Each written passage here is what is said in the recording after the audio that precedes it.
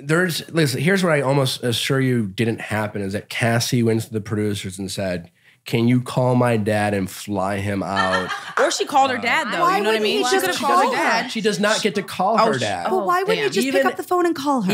He does what? Who flies? What? They can't. They can't call? They don't know. They're off the grid. You have no access to your family whatsoever. Then how do you find Maybe it? she like gave him like because a look. here's my guess is what happened, and this has happened before where they sometimes don't air things, is that Cassie's dad in the previous episode didn't give Colton his blessing or his approval or whatever. Okay. That's a big thing, right? It's a huge thing, especially if she's like the front runner.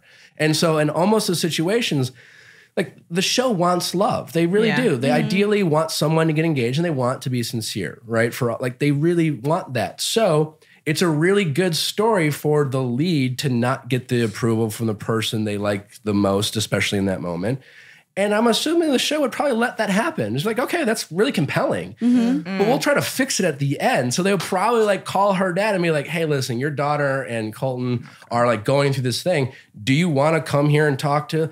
Again, they create situations. They don't script things. They didn't tell. I mean, Cassie's dad's not part of the show. You know what I'm saying? He's a loving father who cares about his daughter's well-being. And they gave him an opportunity to come talk to his daughter. And what happened after that, but it seemed they didn't like she plan wanted for. It out, I don't doubt that. Yeah. And maybe he picked up on that. But this idea that she went in and somehow like, even like the only way it could have happened is if at Hometown when she's talking to her dad, she was like, hey, save me. Wink. Yeah. But like that's all on camera. They're both mic'd. There's no time that Cassie was ever alone with her dad off camera.